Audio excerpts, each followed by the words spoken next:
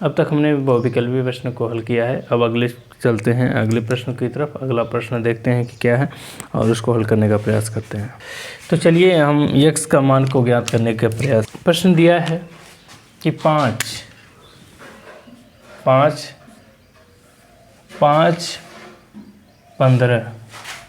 5 और 15 बराबर x बटे 105 दिया हुआ है।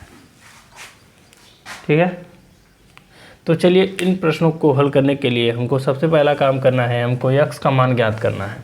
तो x का मान ज्ञात करने के लिए हमें x को छोड़कर बाकी सारे पदों को, सारी संख्याओं को हमको क्या कर देना है, एक साइड करना, बराबर की उस साइड कर देना है।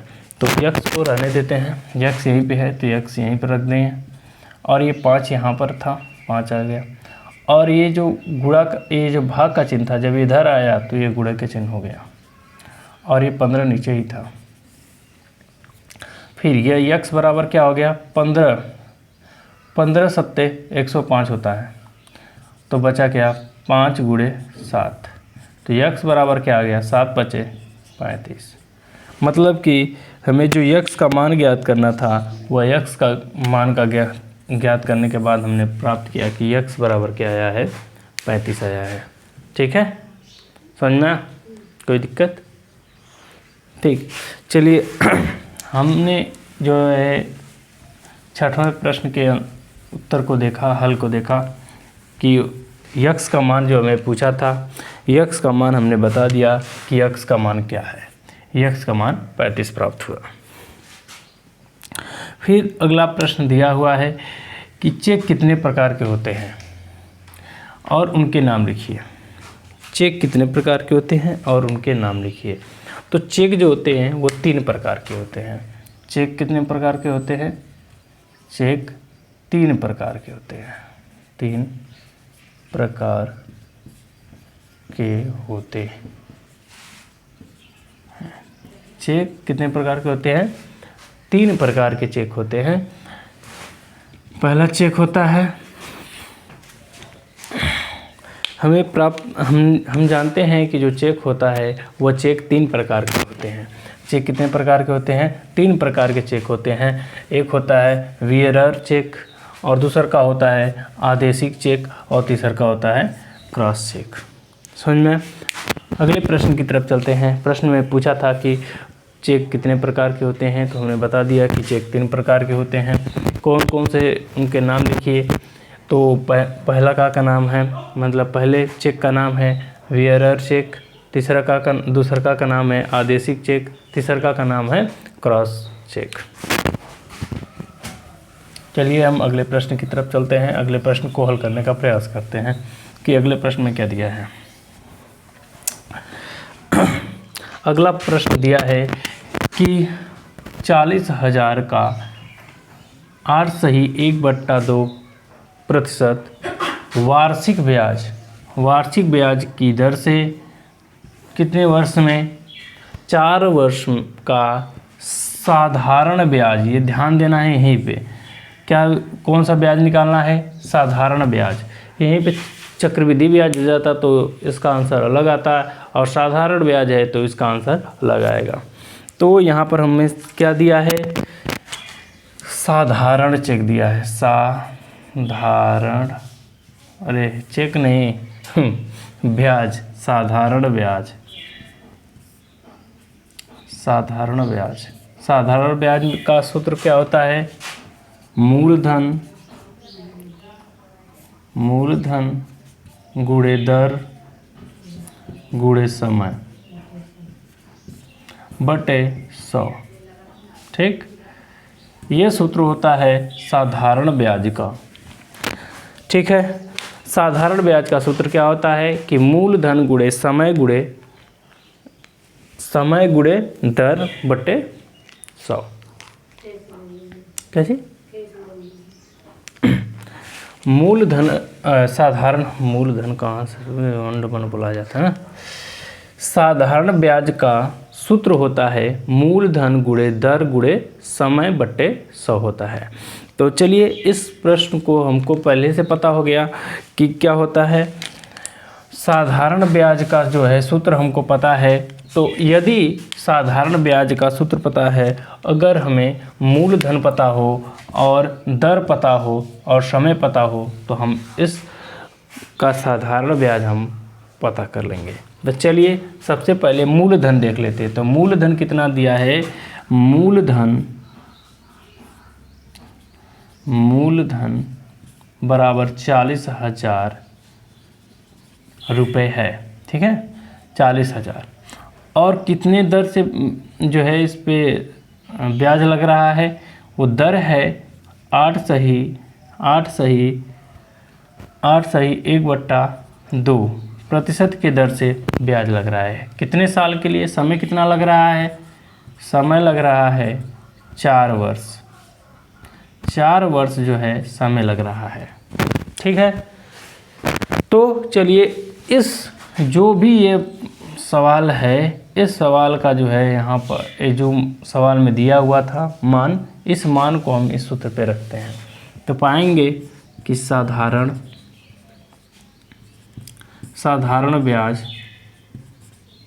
ब्याज बराबर होता है मूलधन क्या है? 40,000 है, गुणे कितना दर कितना है? 8 सही 1/2 गुणे कितना है? समय कितना लग रहा है? 4 वर्ष लग रहा है, बट्टे सबके 100 कर देना है। ठीक है, अब एक बात देख लीजिए कि यहाँ पर 100 है, यहाँ पर 2 0, यहाँ पर 2 0, 2 0 से 2 0 कैंसिल कर लो। हमारे पास बचा क्या? 2 0 कट गया, तो यहाँ पर 400 बचा। फिर यहाँ पर क्या है? गुणे 8 सही 1/2 गुणे 4 है।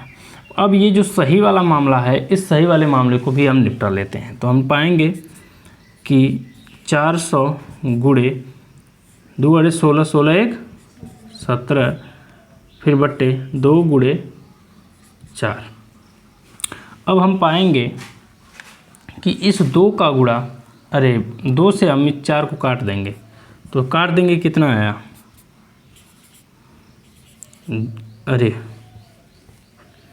2 से काटेंगे तो यहाँ पर ये 2 पूरा ख़त्म हो गया, गुणे 17 बचा, गुणे 2 बचा।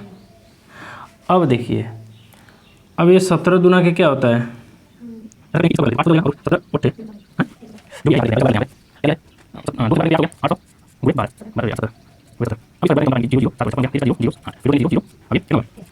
इसका जब हम गुणा करेंगे तो हम पाएंगे 13,600 रुपये इसका साधारण ब्याज होगा। अतः हम यह कह देंगे कि 40 रुपये का अगर 8 सही 1/2 के दर से 4 वर्षों के लिए किसी राशि को रखा जाता है, तो साधारण ब्याज उसका 13,600 रुपये होगा। ठीक है, समझ में आया? चलिए हम अगले अगला सवाल जो दिया हुआ है, प्रश्न नंबर हम 6 को तो हल ही कर दिए हैं, 7 को भी हल किए हैं, 8 को अभी हल कर दिए हैं, 9 की बारी है। प्रश्न नंबर 9 में दिया है कि a + b + c का होल स्क्वायर। यहाँ पर क्या दिया है प्रश्न में? a + b + c का whole square plus 2a + b + c, फिर a - b - c plus a - b - c का होल स्क्वायर। ये प्रश्न दिया है। ठीक है, ये प्रश्न दिया है और ये प्रश्न का कह रहा है, इस प्रश्न का क्या करिए? गुणनखंड ज्ञात कीजिए, गुणनखंड कीजिए इसका। ठीक है, तो गुणनखंड करने के लिए एक चीज़ और है, हमको एक सर्व संख्या याद आ गई। वह सर्व संख्या क्या है? वह सर्व संख्या है कि यदि a + b का होल स्क्वायर अगर करेंगे तो क्या होगा कि a का square plus 2ab plus b का स्क्वायर होगा। और हम देख रहे हैं, यदि अगर हम मान लें, समझ में आ रहा है ना, यदि हम मान लें कि यह ए की जगह पे, या मान लीजिए कोई पूरा ए है, तो यहाँ पर भी ए दिख रहा है, मतलब कि यहाँ से यहाँ तक मिल गया। और इसको बी मान लेते हैं, तो यहाँ पर बी है, मतलब यहाँ पर बी है, यहाँ पर है, मतलब सारी चीज़ें मिल रही हैं। ठीक है, तो हम क्या लिख सकते हैं, इस पूरे की जगह पे हम इसको लिख सकते हैं, या इसके जगह पे इसको लिख सकते हैं। तो हम इस पूरे के जगह पे जो सवाल दिया है, क्या सवाल दिया है कि a plus B plus C का whole square plus 2a plus B plus C कोष्टक में a minus B minus C plus a minus B minus C का होल स्क्वायर दिया हुआ है। हम इसको इस प्रकार से भी लिख सकते हैं कि यह पहली संख्या a है और ये दूसरी संख्या b है। तो हम यहाँ पर लिख सकते हैं कि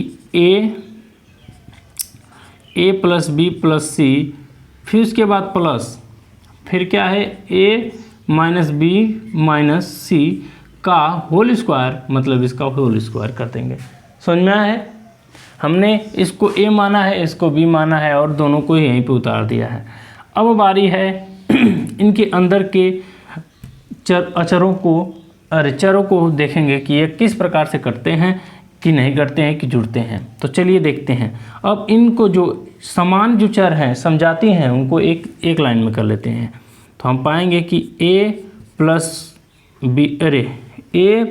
a फिर plus b minus B plus c minus C का होल स्क्वायर होगा। समझ में आया कि नहीं है? तो हम पाएंगे कि ये b से b कट गया, c से c कट गया, बचा क्या, ए दो ठे a बच गया, मतलब a और a को जोड़ेंगे तो क्या हो जाएगा, मतलब कि a प्लस a का होल स्क्वायर बचा, a प्लस a का होल स्क्वायर बचा। जब ये दोनों जुड़ गए तो कितना हो गया, 2a का होल स्क्वायर हो गया। अब इस होल स्क्वायर को ख़त्म करेंगे तो हम पाएंगे क्या कि 2 दूना के 4, 1 का स्क्वायर करेंगे तो 1 का स्क्वायर, मतलब इस गुणनखंड को हल करने के बाद हमने प्राप्त किया है कि 4a स्क्वायर होगा। समझ में आया कि नहीं? बहुत छोटा सा सवाल था, लेकिन दिखने में लग रहा था कि बहुत बड़ा सवाल है। ठीक है, समझ में आया कि नहीं है? आप लोगों को अगर नहीं सवाल समझ में आ रहा है तुरंत पूछिएगा। समझ में?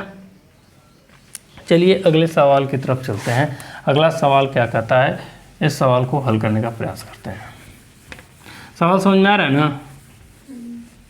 देखिए, किसी भी सवाल को अगर समझ में नहीं आए, वो सवाल आप तुरंत पूछेंगे कि सवाल यहाँ पर समझ में नहीं आया है, आप सर दोबारा बता दीजिए। अब प्रश्न नंबर 10 को देखते हैं कि प्रश्न नंबर 10 में क्या दिया है। प्रश्न नंबर 10 में दिया है कि 9x का cube minus 45x square plus 71x minus 40 में किसे 3x माइनस 8 से क्या करना है, भाग देना है। हमें क्या करना है, भाग देना है। किस में भाग देना है, 9x का क्यूब फिर माइनस 45x स्क्वायर फिर उसके बाद प्लस 41x माइनस 40x। देखिए सवाल सही उतारे हैं ना? ये सवाल दिया है, फिर कह रहा है कि इसको भाग देना है किससे, 3x प्लस माइनस 8 से क्या करना है, भाग देना है। और भाग देने के बाद हमें क्या पता करनी है, भाग देने के बाद हमें भागफल तथा शेषफल ज्ञात करना है। ठीक है, हमें 2 चीज़ें ज्ञात करनी है, भागफल और शेषफल। तो चलिए इस भाग को हल करते हैं, फिर उसके बाद पाते हैं कि इसको किस प्रकार से इनका भागफल और शेषफल ज्ञात करते हैं। चलिए हल करते हैं। तो देखिए यहाँ पर क्या दिया है, 9 दिया है और यहाँ पर 3 दिया है। तो एक बात बताइए, 3 के पहाड़ा में कितनी बार में 9 आएगा, तो 3 दूना के 6, 3 त्रिके 9। तो अब यहाँ पर पाएंगे क्या कि 3 त्रिके 9 आ गया, तो 3 त्रिके 9 ये तो आ गया। और यहाँ पर क्या दिया है, x के पावर 3 दिया है और यहाँ पर क्या दिया है, x दिया है। तो अब यहाँ पर कितने की आवश्यकता है, 2 की आवश्यकता है। तो अब यहाँ पर क्या कितना लिखेंगे, यक्स के घाते 2। ठीक है, अब इसका क्या करेंगे, मल्टीप्लाई करेंगे, मतलब यहाँ पर गुणा करेंगे तो 3 त्रिके 9 हो गया, 3 त्रिके 9। फिर यहाँ पर 2 ठे और 1 ठे तो कितना हो गया, यस यक्स के घाते 3। फिर यहाँ पर माइनस, यहाँ पर प्लस, प्लस माइनस क्या होता है, माइनस होता है। फिर यहाँ पर देखेंगे 3 का गुणा 8 में करेंगे तो 3 का गुणा जब 8 में करेंगे तो कितना होगा, 8 त्रिके 24। और यहाँ पर यक्स का स्क्वायर है, यहाँ पर कुछ नहीं है तो यहाँ पर यक्स का स्क्वायर कर देंगे। और मैं हर बार की तरह एक बात बताता हूँ कि ध्यान दें, सबके लास्ट में हम क्या कर देंगे, माइनस का चिन्ह लगा देंगे। अब देखिए यह माइनस दोनों माइनस माइनस हैं तो माइनस माइनस क्या होता है, प्लस हो जाता है। और जब ये प्लस और ये माइनस, दो प्लस माइनस क्या हो जाते हैं, माइनस हो जाते हैं। मतलब कि यहाँ पर क्या करना है, घटाना है। ठीक है, तो घटाएंगे तो ये 5 में से 4 गया तो कितना बचा, 1। 2 4 में से 2 गया तो क्या बचा, 2। फिर यहाँ पर ये एक्स स्क्वायर उसी तरह उतर जाएगा, क्योंकि जो है अचर उसी तरह पड़ा हुआ है तो ये उतर जाएगा। अब देखेंगे बड़ी संख्या क्या थी, माइनस थी, तो इसलिए हम यहाँ पर माइनस लगा देंगे। समझ में आ रहा है। अब देखेंगे यहाँ पर क्या है, प्लस प्लस प्लस है और प्लस माइनस क्या होता है, माइनस, तो ये पूरा कट गया। अब देखिए यहाँ पर क्या है, माइनस है और यहाँ पर क्या है, प्लस है। तो हमको पहले काम करना है कि इस वाले जो यहाँ पर आगे अंक के आगे जो दिया है, प्लस दिया होगा प्लस, माइनस दिया होगा माइनस, हम इस माइनस को यहाँ पर ले लेंगे। ठीक, और यहाँ पर जो 21 है, अब 3 के पारा में कितनी बार में 21 आएगा, तो 3 साते 21 आता है, तो 3 साते यहाँ पर 7 लिखेंगे। समझ में आए, हाँ उतार ले रहे हैं, भूल गए हैं ये। अब इसको अगले पड़ाव की तरफ हम बढ़ेंगे तो इसको उतार लेंगे सवाल को। तो अब यहाँ पर देखिए, अब यहाँ पर देखेंगे कि 3 साते 21 होता, हमने 7 21 को उतार लिया। अब यहाँ पर क्या है, यक्स है और यहाँ पर 2 ठे है। मतलब कि अब बारी किसकी है, यहाँ पर हमको क्या करना है, 2 देना है। तो अब यहाँ पर सिर्फ क्या है, 1 ही है, तो ये अब यहाँ पर हमको क्या देना पड़ेगा, 1 देना पड़ेगा, ताकि ये एक्स और ये एक्स मिलके एक्स स्क्वायर हो जाए और 7 त्रिके 21 हो जाए। तो चलिए इस माइनस का गुणा करेंगे तो माइनस 7 त्रिके 21 एक्स स्क्वायर हो गया। ठीक है, फिर उसके बाद 7 का 8 बार में पढ़ेंगे, कितना आएगा, 7 और 56। फिर यहाँ पर यक्स उतर गया और यक्स के आगे यहाँ पर भी माइनस, यहाँ पर भी माइनस, तो माइनस माइनस क्या होता है, प्लस हो गया। ठीक है, और मैं जैसे बताया हूँ आप लोगों को कि जब भी इतना करने के बाद तुरंत यहाँ पर क्या दे दें, माइनस का चिन्ह दे दें। ठीक है, जब माइनस का चिन्ह देंगे तो पाएंगे कि यहाँ पर प्लस प्लस प्लस है और यहाँ पर क्या है, माइनस है। तो प्लस माइनस क्या हो गया, माइनस हो गया। मतलब कि हमें इसमें से घटाना है, तो 71 में से कितने को घटाना है, 56 को घटाना है। मतलब कि 11 में से 6 गया तो कितना बचा, 5, और 6 में से 5 गया तो क्या बचा, 1। और यहाँ पर जो है एक्स उतर जाएगा। और ये आगे देखेंगे कि बड़ा कौन था, प्लस का चिन्ह था, तो हम प्लस का चिन्ह दे देंगे। और यहाँ पर माइनस है और यहाँ पर भी माइनस है, तो माइनस माइनस क्या हो गया, प्लस हो गया। और प्लस और माइनस क्या होता है, माइनस हो जाता है। मतलब कि यहाँ पर क्या हो गया, यह संख्या घट गई, क्योंकि 21 में से 21 जाएगा, एक्स में से जाएगा, तो वही बात आएगी। फिर अगले पड़ाव की तरफ हम जाएंगे तो यहाँ पर 40 को भी उतार लेंगे, -40 है तो -40 को भी उतार लेंगे। समझ में आ रहा है। फिर अगले पड़ाव की तरफ चलेंगे तो अब यहाँ पर देखेंगे कि ये कितनी बार में आया, 15। तो 3 5 15 होता है, तो यहाँ पर हमको सिर्फ जो है 5 लिख देना है। लेकिन यहाँ पर क्या है, प्लस है, यहाँ पर भी प्लस है, तो और हमको प्लस भी चाहिए तो प्लस यहाँ पर लिख देंगे। ठीक है, और यहाँ पर x 1 चाहिए, यहाँ पर x है करे, अगर 1 और x दे देंगे तो बढ़ जाएगा, तो हमको सिर्फ 5 देना है। तो 5 तिहाई 5 तिहाई 15, तो यहाँ पर 15 लिख देंगे। और x का कोई जुड़ा नहीं था तो x इसी तरह उतर गया। फिर अब यहाँ पर क्या है, प्लस है, यहाँ पर माइनस है, तो प्लस माइनस क्या होता है, माइनस होता है। ठीक है, फिर उसके बाद है कि 5 गुणा जब हम 8 में करेंगे तो कितना आएगा, 5 बटे 40 आता है। ठीक है। और सेम वही काम यहाँ पर मैंने आप लोगों को बताया कि माइनस लगा देना है, सवाल हल करने के बाद माइनस लगा देंगे, ठीक है। अब क्या करेंगे, यहाँ पर माइनस है, यहाँ पर भी माइनस है, तो माइनस माइनस क्या हो गया प्लस, और प्लस और माइनस क्या होता है, माइनस होता है, मतलब कि यहाँ से घटाना है। तो अब 40 में से 40 गया तो मामला समाप्त।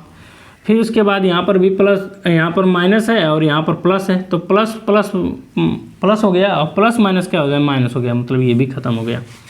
तो यह सवाल में जो पूछा था, सवाल में बोला था कि हमको बताइए कि इसका भागफल क्या है। तो इसका भागफल क्या है, 3x square minus 7x plus 5 है, और शेष फल उसका शून्य है। हम यहाँ पर लिख सकते हैं कि भागफल अरे ग खा गए हैं, भागफल बराबर कितना दिया है, 3x square minus 7x plus 5 दिया है, ठीक है। ये क्या है, भागफल है, तथा शेष फल क्या है, शेष माने बचा हुआ, कुछ नहीं बचा है तो शून्य है। समझ में आया कि नहीं आया। इस सवाल को आगे की तरफ हमने देखा है और इसको हल करने का प्रयास किया है, ठीक है। अब बारी है प्रश्न नंबर 11 की। प्रश्न नंबर 11 में दिया हुआ है, यह चित्र थोड़ा कैमरे के बाहर चला गया होगा, ठीक है। मैं इस चित्र को यहाँ पर बना देता हूँ, फिर उसके बाद अब समझाऊँगा, ठीक है। समझ में आया कि नहीं आया। प्रश्न नंबर 11 में दिया क्या है, इस प्रश्न को पढ़ेंगे फिर उसके बाद समझेंगे। प्रश्न नंबर 11 में एक चित्र बनाया हुआ है, वो चित्र कुछ इस प्रकार से है, ठीक है, कि उसका सेंटर है, सेंटर से छूते हुए जा रही है, ठीक, ये पॉइंट है,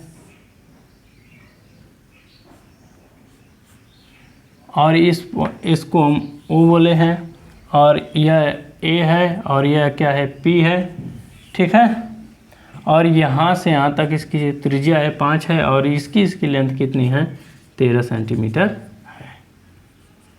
अब एक चीज़ देख लीजिए, कभी भी आप जब है किसी भी वृत्त को अगर स्पर्श रेखा जा रही है तो त्रिज्या, ठीक है, मतलब सेंटर और जहाँ पर छू कर गई स्पर्श बिंदु, वहाँ से उस पॉइंट पर क्या होता है, 90 अंश का कोण बना रहता है। वैसे मान लीजिए यहाँ पर एक तिल्ली है, ठीक है। अब ये तिल्ली है, तो अब यहाँ पर बात समझिए कि इस तिल्ली पे, यहाँ पर मैंने इस पॉइंट पे छू कर गया, मैं यहाँ पर गया, मतलब ये सीधे समझ लीजिए कि ये है, ये पॉइंट है। यहाँ पर मैंने डंडा सोजे लगाया, तो ये इस तरह से छूती हुई गई, सोजे चली गई है, और ये त्रिज्या है, तो ये यहाँ पर, तो आप देख रहे हैं कि यहाँ पर कितने अंश का बन रहा है कोण, 90 अंश का। ये नहीं, चलो यहीं पे नहीं, हम इधर भी देख लेते हैं। तो यहाँ पर भी ये छूते हुए जा रही है, ये गई छूते हुए, तो अब यहाँ पर अगर लेंगे तो यहाँ पर भी क्या होगा, 90 अंश का कोण बनेगा। मतलब कि जो छूट कर जाएगी वो कोण कितने का होगा, 90 अंश का कोण होगा। तो अब हम यह क्या चीज़ हमने पा लिया, इस प्रश्न में पा लिया है कि यहाँ पर कितने अंश का कोण बन गया है, 90 अंश का कोण बन गया है, ठीक है। 90 अंश का कोण मतलब सोच समझ कर तैयार हो गई है। अब पाइथागोरस प्रमेय से हम क्या करेंगे, एक कोणमिति का सवाल बन गया है। अब इस पाइथागोरस प्रमेय से हम इसको हल कर पाएंगे, ठीक है। पाइथागोरस प्रमेय कहता है कि यदि कर्ण को पता करना है तो हमको क्या करना पड़ेगा, लंब और आधार को जोड़ना पड़ेगा, ठीक है। और उसका जब जोड़ने के बाद क्या करेंगे, उसका आधा कर देंगे, मतलब उसके ऊपर कड़ी लगा देंगे। बात समझ में। तो चलिए इस प्रश्न को हल करने का प्रयास करते हैं। अब देखिए यहाँ पर देख रहे हैं कि यह वाला सिरा जो है लंब है, और यह वाला सिरा क्या है, आधार है। यह क्या है, लंब हो गया, और ये क्या हो गया, आधार हो गया। यह वाला क्या हुआ है, कर्ण हुआ है। बात समझ में आ रहा है कि नहीं। तो अब इसका मतलब यह है कि हमको पता क्या करना है, यहाँ पर ये क्या है, आधार है, तो हमको क्या पता करना है, आधार। तो अब हमको पता है कि आधार बराबर क्या होता है, हमको पता है कि आधार बराबर होता है, आधार बराबर होता है कि कर्ण का स्क्वायर माइनस लंब का स्क्वायर होता है। ठीक है, कर्ण का स्क्वायर माइनस लंब का स्क्वायर होता है। तो अब हमको पता है, क्या पता है कि लंब कर्ण बराबर कितना दिया है, कर्ण कितना है 13 दिया है, तो मतलब 13 का स्क्वायर, फिर उसके बाद कर रहा है लंब माइनस लंब का स्क्वायर, लंब कितना है 5x 5 है तो 5 सेंटीमीटर, तो मतलब 5 का स्क्वायर। अब इसको गुणा करेंगे, ठीक है, मतलब 13 का गुणा 13 में करेंगे तो क्या कितना आएगा 169 आएगा 13 का गुणा करने पर, मतलब 13 का वर्ग करेंगे कितना आएगा, और इसका पचवा 25। अब इसको क्या करना है, घटा देना है, तब घटाने पर प्राप्त क्या होगा, यहाँ पर क्या है 144 प्राप्त होगा, और 144 कड़ी से बाहर जाएगा तो कितना बचा 12 सेंटीमीटर बचा। मतलब कि हमें जो प्राप्त संख्या है, मतलब कि यहाँ से यहाँ की जो दूरी है, मतलब P A और P के बीच की जो दूरी है कितनी है 12 सेंटीमीटर है। समझ में आया कि नहीं है। एक चीज़ और है कि जब आप जो आपसे पूछा है, क्या पूछा है कि कोण OAP का मान बताइए, तो आप यहाँ पर लिखेंगे कि कोण OAP बराबर कितना है 12 सेंटीमीटर है। समझ में आया कि नहीं है। किसी भी सवाल में कोई भी समस्या है तो दोबारा आप पूछ सकती हैं, आप लोग भी पूछ सकते हैं, आप लोग कमेंट के द्वारा पूछ सकते हैं। ठीक है, कोई समस्या है। जो ऊपर का आधार जो बोले हैं, तो आधार तो हमेशा नीचे का होता है ना। आधार डिपेंड करता है कि जो है लंब किधर है, कहाँ पर कोण बना है। तो कोण जो है हमेशा जो कोण किनके बीच बनता है, लंब और आधार के बीच में ही बनता है। तो और हमारा कोण कहाँ पर बना है, यहाँ पर बना है। ठीक है, बात समझ में आया। तो अब ये जब कर्ण यहाँ पर लंब हो गया और ये आधार हो गया, समझ में आया ना। तो अब ये दोनों के बीच में बना है, तो यही ना कर्ण हुआ। हमको क्या पता है कि कभी भी 90 अंश का कोण बन रहा है तो कोण कहाँ पर बनता है, लंब और आधार के बीच में बनता है, तब जाके जो है